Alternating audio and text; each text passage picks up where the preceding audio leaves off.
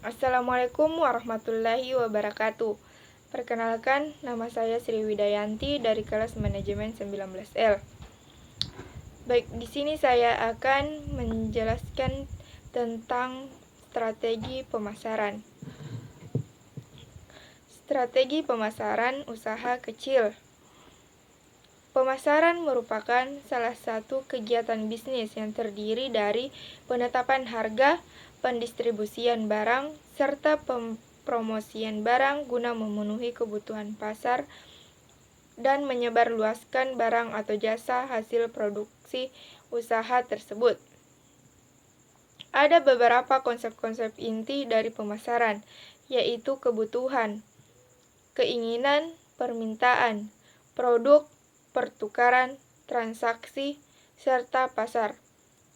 Dalam pemasaran juga dibutuhkan manajemen pemasaran, yaitu suatu analisis, perencanaan, serta pengendalian terhadap suatu program yang telah dirancang untuk mencapai tujuan dari usaha tersebut.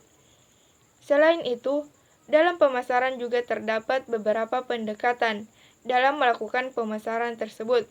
Antara lain, 1. Pendekatan serba barang, yaitu mengenai barang suatu produk, bagaimana suatu produk berpindah dari produsen ke konsumen. Yang kedua, pendekatan institusi, yaitu mengenai pemasaran dari segi organisasi yang terlibat dalam pemasaran tersebut. Yang ketiga, pendekatan fungsional, yaitu mengenai penjualan, pembelian, pengangkutan, penyimpanan, pembelanjaan, penanggungan risiko, serta pengumpulan mengenai informasi pasar. Yang keempat, yaitu pendekatan manajerial, mengenai pemasaran yang berdasarkan pada pendapat manajer serta kepuasan yang diambilnya. Yang kelima, pendekatan sosial, yaitu mengenai kontribusi sosial dan biaya yang timbul akibat aktivitas pemasaran tersebut. Strategi pemasaran yang baik untuk usaha. Usaha kecil juga melakukan strategi pemasaran, seperti 1. Melakukan perencanaan konsep pemasaran.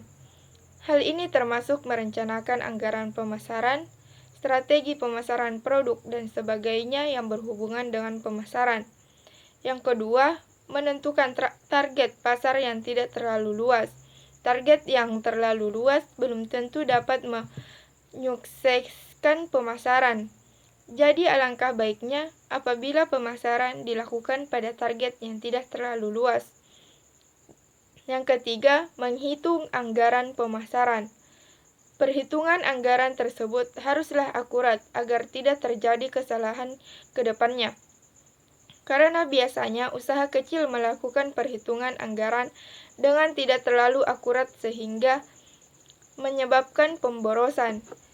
Yang keempat, membuat website. Karena hampir semua usaha sudah memiliki website tersendiri, hal ini juga dapat membantu memudahkan pemasaran. Yang kelima, membuat brand. Terkadang konsumen lebih memilih produk yang memiliki brand. Untuk itu, usahakan produk tersebut memiliki brand agar pada saat dilakukan promosi dan iklan akan menghasilkan pengakuan brand yang efektif sehingga mampu meningkatkan penjualan. Yang keenam, membuat hubungan dengan pelanggan. Hal ini dapat dilakukan dengan membuat member card. Dan bagi yang memiliki member card tersebut akan mendapatkan diskon dan sebagainya. Strategi pemasaran ini sangat penting karena apabila strategi pemasarannya kurang tepat, maka sebuah usaha bisa hancur. Pemasaran sangat diperlukan oleh setiap usaha, baik usaha kecil maupun besar. Tanpa adanya pemasaran, produk yang ditawarkan tidak mungkin dikenal banyak konsumen, dan usaha pun tidak akan meningkat menjadi usaha yang maju. Namun, pemasaran tidak bisa dilakukan secara sembarangan. Harus ada strategi yang perlu diperhatikan dengan baik sebelum dilakukannya pemasaran, terutama dalam hal anggaran dana.